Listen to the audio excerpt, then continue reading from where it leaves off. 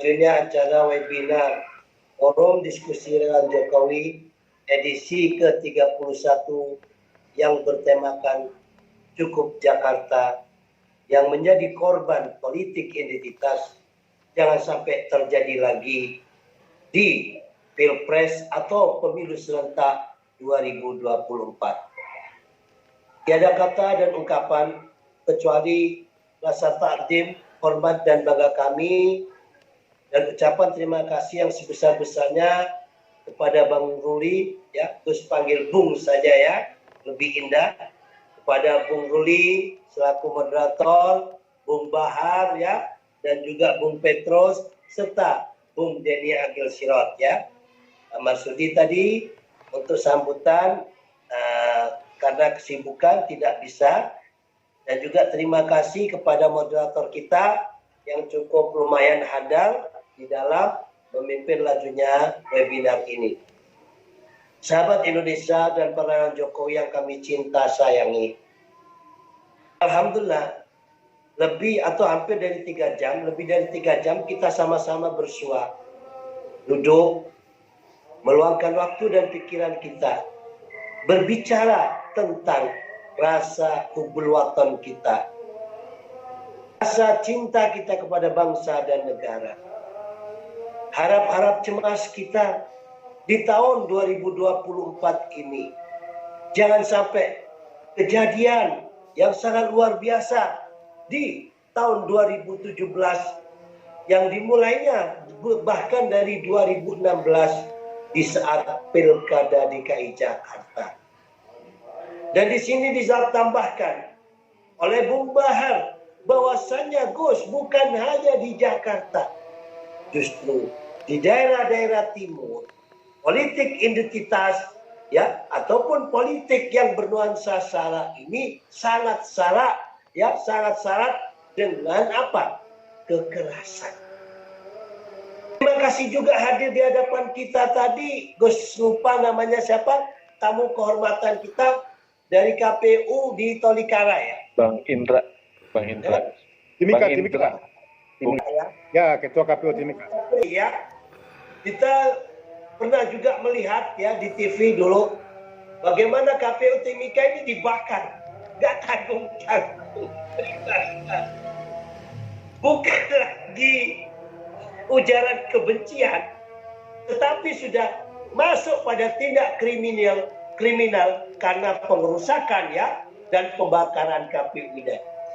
Kita nggak bisa membayangkan di tahun 2024 ini tanpa kerja keras kita bersama selaku anak bangsa yang cinta kepada NKRI dan Pancasila ini, apabila para peserta atau postulanter yang akan berlaga di dalam pemilu serentak 2024 ini tidak siap mental untuk meraih kemenangan dan kekalahan. Dan meraih kemenangan mungkin dengan mudah ya, dia berucap alhamdulillah. Gus dapat telepon banyak Bang Bahar dari DPR RI ya kan, masuk ya dari Dapil Papua, alhamdulillah kan gitu. Tapi yang sulit adalah kesatria, kegagahan dan juga jiwa besar dari para caleg-caleg yang ada ini apabila kalah. Dari kekalahan ini, bila tidak memiliki wawasan kebangsaan yang tinggi dan juga keikhlasan yang berlipat, mana lagi, apalagi ya, pemilihan ini besok bukan tertutup tapi terbuka. Bahar harus apa? Mencetak kaos sendiri kan gitu.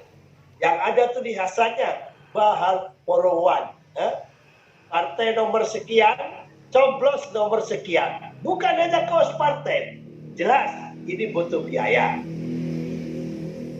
Gitu juga teman kita ya, siapa yang di sini yang nyalak kan gitu, umpamanya ya Bang John kan gitu. Lah ini harus modal. Modal ini umpamanya Bang Bahar pinjam bertua, tapi insya Allah gue yakin Bang Bahar tidak pinjam bertua karena hutannya banyak di Papua, Bang Bahar. Nah, ini apabila tidak bisa menerima dengan ikhlas, maka politik divide et impera akan dimainkan. Kesalahan sedikit akan diperbesar. Seperti yang terjadi di Timika itu, ya kan? Di KPU-nya dibakar. Kalau satu KPU dibakar, surat-suaranya bagaimana? Kalau 10, kalau 200 KPU, hancurlah Indonesia kita. Semuanya terjadi karena apa? Karena kurang siapnya para peserta atau kontestan calon ya dari para caleg-caleg ini menghadapi kekalahan. Nah, di sini peranan penting para tokoh agama. Juga dialog dan musyawarah semacam ini. Belum lagi apa yang disampaikan oleh Bung Rahadian, ya, Bung Ruli Rahadian. Bahayanya perang asimetris.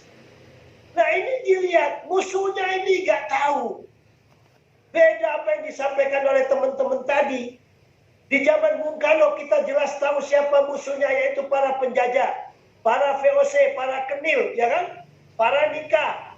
Tapi saat ini musuh adalah sesama anak negeri yang terprovokasi baik secara langsung maupun tidak langsung oleh kelompok-kelompok kepentingan asing agar Indonesia ini terjadi konflik.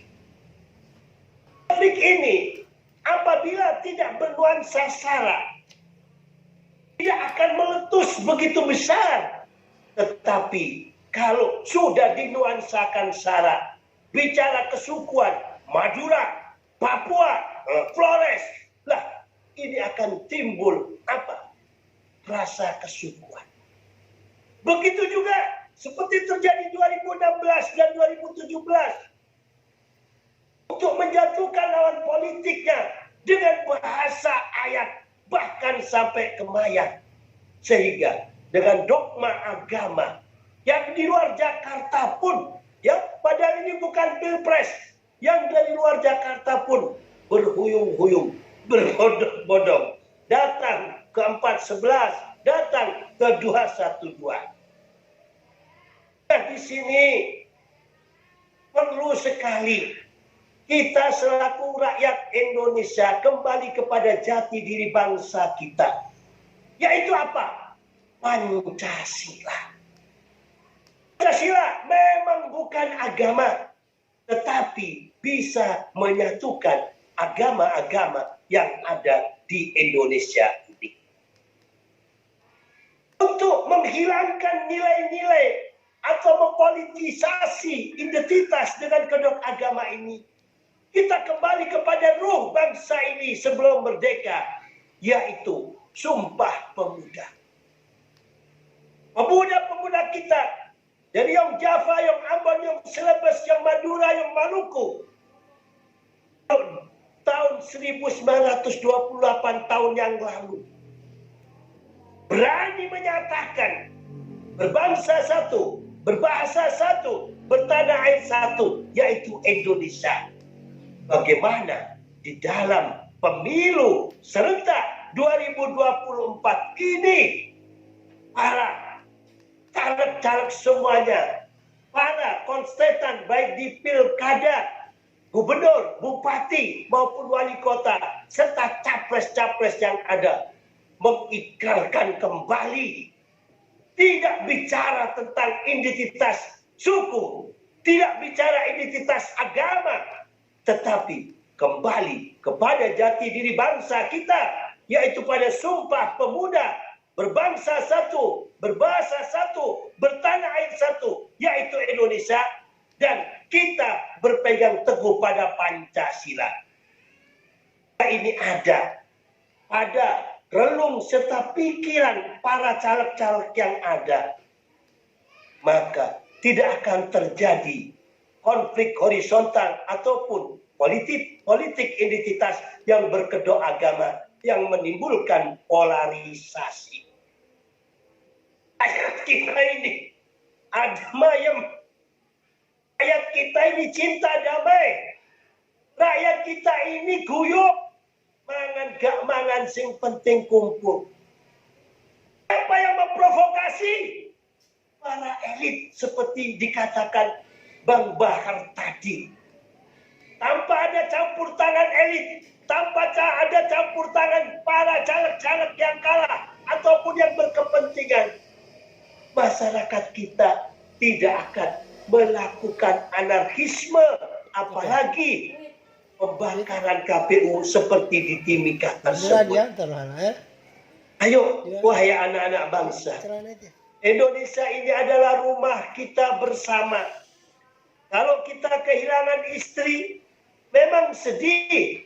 Tetapi kalau laki-laki tidak ada batasnya, harus 40 hari ataupun 100 hari. Satu hari besok pun kita bisa menikah dengan istri yang lain. Kalau kita kehilangan mobil, saat ini Gus kehilangan mobil karena pandemi. Kemarin diundang oleh Bang Bahar, ya biasanya naik mobil, harus naik bus. Ya, harus naik bus. Kenapa? Karena pandemi 3 tahun. Kalau ada rezeki kita bisa beli lagi. Tapi kalau kita kehilangan negara kita, kehilangan NKRI, kita mau kemana? Lihat, mari kita tengok bagaimana Libya yang dulu gemah ripah, sekarang berantakan. Lihat bagaimana Suriah, lihat bagaimana Afghanistan, lihat bagaimana Yaman, mereka banyak mengungsi. Janganlah karena kepentingan kekuasaan yang sesaat. Memang ini resiko tinggi. Keberanian yang luar biasa dari Presiden Jokowi. Menyatukan pemilu secara serentak ini bersama-sama. Pilkada, gubernur, bupati, ya wali kota. Pilek ini ada 3, pusat, tingkat 1, tingkat 2. Belum lagi senator utusan daerah dan juga pilpres pada tahun yang sama. Ini benar-benar resiko yang tinggi. Kita anak-anak bangsa yang waras. Mari sering seperti kata Bang Bahar tadi, Pancasila kita sudah cukup bagus. Tapi implementasi yang utama yaitu mewujudkan silaturahmi. Harus banyak kita melakukan silaturahmi, baik melalui online maupun offline, agar masyarakat kita tercerahkan. Jangan sampai 2024 bukan menjadi kebangkitan Indonesia menuju Indonesia Emas 2045. Tapi kalau kita tidak bisa merawatnya di dalam pemilu serentak ini, menjadi kehancuran dan disintegrasi bangsa. Na'udzubillah, summa na'udzubillah. Mari, tidak ada kekuatan sedasar doa. Kita hadirkan hati dan pikiran kita. Kita berharap kepada Allah, Tuhan yang Maha Kuasa. Ya, Gus, yang beragama non-Islam berdoa sesuai keyakinannya. Ilah hadiniyah, ya Allah. Al-Fatihah. A'udzubillahi minasyaitonir rajim. Bismillahirrahmanirrahim. Alhamdulillahirabbil alamin. Arrahmanir rahim. Iyyaka na'budu wa iyyaka nasta'in. Ihdinas siratal mustaqim. صراط الذين أنعمت عليهم غير المغضوب عليهم ولا الضالين. بسم الله الرحمن الرحيم. الحمد لله رب العالمين يا الله. حمدا شاكرا حمدا يعفي نعمك في مزيدا. يا ربنا لك الحمد كما ينبغي لجلال وجهك العظيم ولعظيم سلطانك. اللهم ارفع يا الله bilhadana Indonesia ya Allah. Ya Allah, jagalah bangsa dan negeri kami Indonesia ini ya Allah. Dari segala bentuk fitnah, daripada segala bentuk ujian, musibah dan cobaan ya Allah. Ya Allah ya Tuhan kami. Tahun ini adalah tahun 2023. Sebentar lagi di tahun 2024 kami menghadapi hajatan besar ya Allah. Pemilu serentak ya Allah. Dari Sabang sampai Merauke, dari Pulau Miangas sampai Pulau Rote ya Allah. Berbagai bentuk pemilu kita hadapi di tahun 2024 ini ya Allah.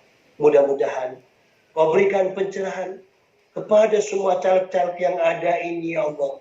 Agar bisa memahami bahwa pemilu ini adalah langkah untuk menuju kemajuan bangsa dan negara ini ya Allah.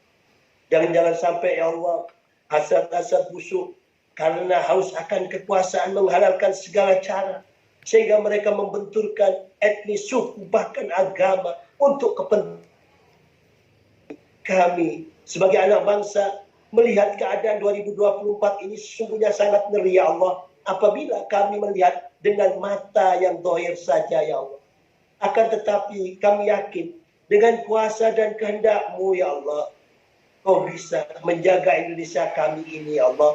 Dan pelaksanaan pemilu 2024 yang serentak ini bisa berjalan adem, ayem, tentrem, damai dan kondusif tanpa ada kendala apapun.